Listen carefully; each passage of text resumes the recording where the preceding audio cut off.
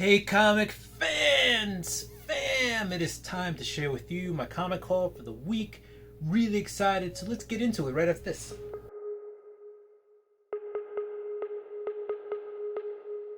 So hey, don't forget to like, subscribe, hit the notification bell, all that rigmarole, all that stuff. If you're new to the channel and you like my content, go ahead and like and subscribe.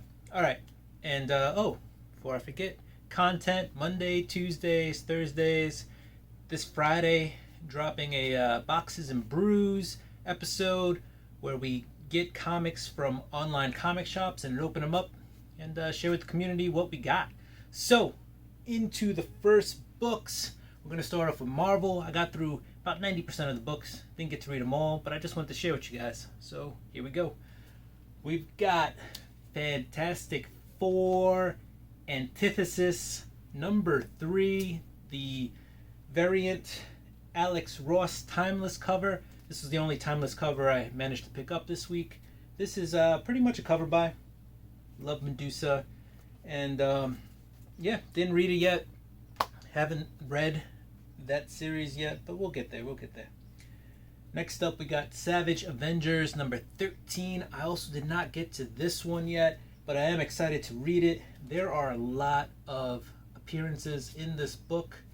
Not first appearances, but there are a ton of characters in here. Right on the cover, we've got Wolverine, we've got Conan, you got Hellstrom, you got Dr. Voodoo, you got Magic, Elektra's here, Black Widow, Doctor Strange.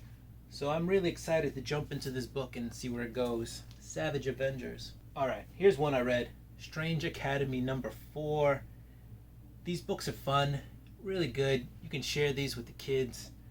It's just really fun, and it looks like the Academy is going to get into some danger, some trouble in issue 5. So it looks like this book, now that we are done with all the intros to all the characters at the Academy, and we've been introduced to their personalities and such, now we're really going to get into the action of the book, and we're going to have like our first major story arc. So number 5 might be a good place to jump on. 4 is a good start too. We're going to move on to the next book. We have Immortal Hulk, number 39, Alex Ross cover. It's a really good book. Most of this happens in the mindscape of the Hulk. It's a battle between Devil Hulk and... I won't give away who the other guy is. Basically, it's Hulk versus Hulk, but there's a little bit more going on there for the battle of control of the Hulk. And we also got the spoiler variant for 39, Devil Hulk. He's down for the count on this cover. So if you know anything about spoiler covers, I might have just spoiled something for you. Alright. We got Amazing Spider-Man number 51. This is a really cool issue. Gleason did a really cool job with the cover. Colored by Delgado. Yeah, this is really cool. Spider-Man goes to enlist the help of Doctor Strange in this issue to help him go up against Kindred. It's just a really cool issue, really cool trippy artwork that brings you back to the beginnings of Doctor Strange type of books and covers. So it's a good homage in some ways to the original art of Doctor Strange books. Yeah, really good book, worth picking up. Since they've introduced Kindred a lot more into the title, I feel like Amazing Spider-Man's picking up finally. Next up, we got X of Swords Stasis. This is part 11 of 22 of X of Swords. So this is like a standalone book. Parts 2 through 10 were in X-Men titles. Book 1 was also a creation, was also a standalone. So here we kind of see how the other team of Rocco is getting their swords. We see the swordsmen for Krakoa getting introduced into the world as a team. We see the Araco guys getting introduced to the world as a team. Really good read, really fun to read, good art. Not a lot that I could say negative about this series. I really thought it was going to be dumb when I first saw it, and it has done nothing but surprise me. Alright, moving on to DC. Batman Beyond number 48. Did not get a chance to read this book, but what I will tell you that I know happens in this issue is Booster Gold shows up and he brings Batman Beyond into the past so that Batman Beyond meets Batman when he's like young and he's like the original Batman. So this is the first time that Batman Beyond has met this iteration of Batman, the young current Batman. So definitely looking forward to reading that one. Next up from DC, we got Batgirl number 50. This is the last part of Joker War Collateral Damage, I think. But this is also the last issue of Batgirl. You also have the appearance of the new Batgirl, or Batwoman, sorry, from the DC TV show, the next Batwoman. Ryan Wilder is supposed to be in this issue. This issue shot up in price. So if you haven't grabbed one yet and you see one on shelf for cover, go ahead and grab it. I wouldn't go too crazy trying to grab it. I do believe the price of this book will come down. Just give it some time. It was the 50th issue, the final issue, so I don't think shops bought a uber amount of them, but I don't think the print run is also minuscule. So who knows? But I wouldn't go spending like $30, $35 on this book, which I saw some eBay listings for. You know, if you want to spend $10 on it, go ahead. But I wouldn't go too crazy. I think the price will drop in a couple of weeks. Give it some time. But yeah, I didn't read it yet, but this is part of the Joker War ending. Pretty awesome cover. I'm looking forward to reading it. Next from DC, we got Batman Detective Comics 1029. We've got the chilling debut of the Mirror. Let me tell you what, Damian Wayne's in this book. We got some Bat Family in this book. Somebody is trying to stop Batman from being a vigilante. They just don't want any more vigilantes because they believe vigilantes lead to the big old super baddies, the villains. So this issue is really good. I'm looking forward to it. It was a little I don't know, Joker War, this just kind of seemed like extra filler stuff, but I think now Detective or Tech is going to take its own direction, and the story looks like it could be really good. So this is a book I'd stay with. So Detective 1029. Alright, next up we got Batman 3 Jokers. This was the finale, this was the conclusion. I had seen some okay reviews, meh reviews. I actually liked it a lot. I think it did everything it could have done. There was no new revelation in the book, you know. There is one little thing at the end that you're like, oh, okay. In terms of the Joker, it just kind of gave us the many sides of the Joker. Good book though. I enjoyed it. I thought it was worth a read. Nothing groundbreaking, but there's some stuff in there that might be able to go one way or another. Next up from DC, we got Dark Knight's Death Metal Rise of the New God number 1. You got Perpetua fighting Darkest Night. You also got the appearance of a new character who's kind of like this Watcher being in here. Don't want to give away too much of it. Definitely worth a pickup. This is a Tynion book. Worth a read. He's really good at what he does. So, and I think it fits nicely. I know a lot of people are put off by the one-shots and everything, but this is one-shot that is worth picking up. So, and I did manage to grab a 1 in 25 Boss Logic cover. I think this is a pretty dope cover. Pretty awesome. I think it was worth a few extra dollars I spent on it. So, I don't know. Let me know what you think. Moving on to the indies, we got Spawn number 311. This is setting up a new story arc. And you've got Spawn kind of teaming up with some other characters in this book. He's trying to get a team together. He's got to fight heaven and hell. It's pretty good. Pretty good. I don't know what pretty good means, but this is a pretty good book. If you're a Spawn fan, I think the last few issues have been really good, so it might be worth jumping on as we start a new arc. And we got a new artist, Carlo Barberi.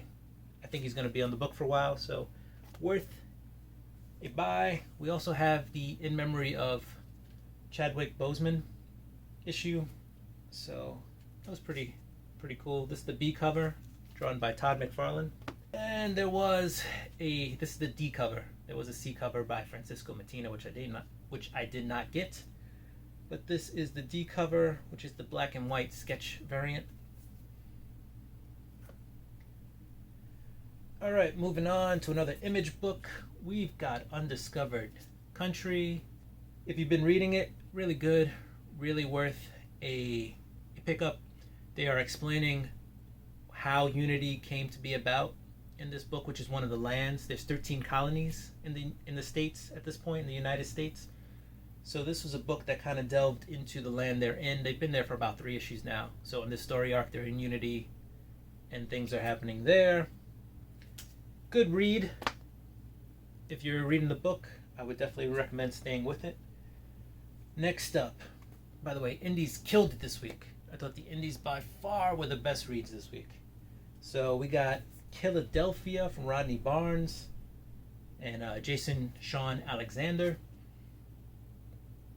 Yeah, I'm just going to stare at Saturn. This is the Francisco Mattina cover. Really good issue. Gives you a lot of backstory into like this uber vampire in the story who used to be a slave, Saturn.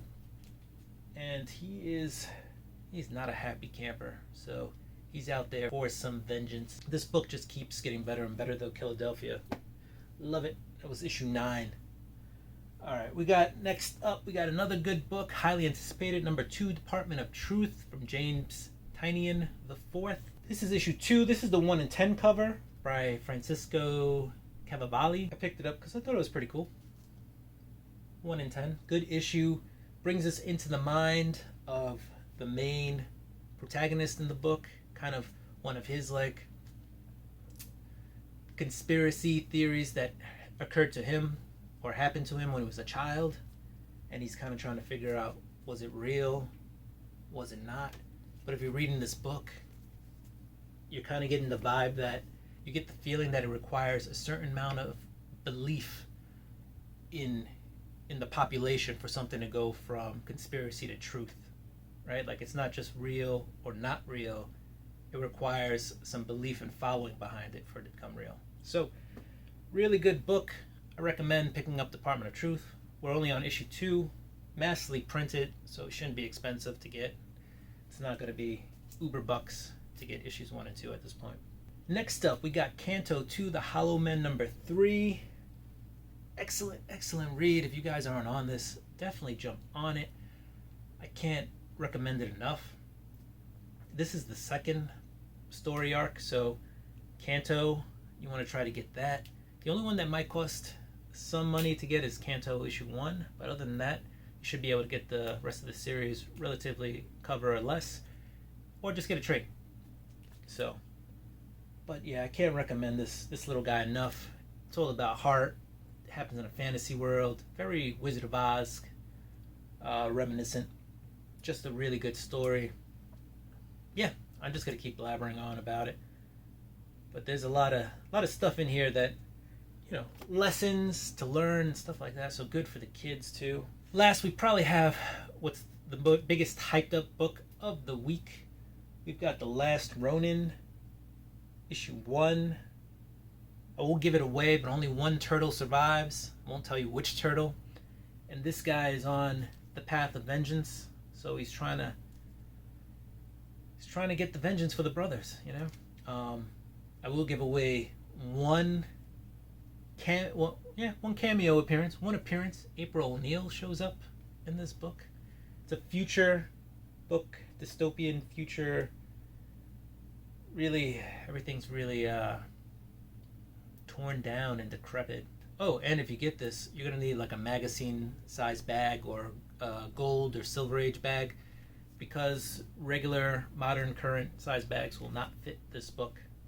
So, just so you know, if you get this book and you like to bag and board your stuff, you're going to have to get a different type of bag than what you use for your modern comics. Alright guys, so that's all I have for the week. Again, thank you for joining me. My read of the week, though, is Kanto number 2. I will tell you, this book had me emotional reading it. I don't want to get too far into it because I don't want to give away the story. But there is a certain lightheartedness and tenderness to this book. There's some stuff that really makes you think, really makes you get introspective, and it's just a lighthearted story about a really cool character who like just doesn't give up against all odds. And you know, I think that's a good story, you know, to keep pushing regardless of how hopeless things seem. So Kanto 2, The Hollow Men, issue number 3, my read of the week. I can't stress how much I love this book. And like I said, it's for everybody. The kids, the boyfriend, the girlfriend, the wife, the husband, the significant other, whoever you want to share it with. That book, totally shareable. Alright guys, so don't forget, new content Monday, Tuesdays, Thursdays, this Friday, Boxes and Brews. Please like, subscribe, share if you like the content. Thank you very much for joining me. Continue to do what you do. I'm going to do what I do. I'm going to go have some fun. Peace!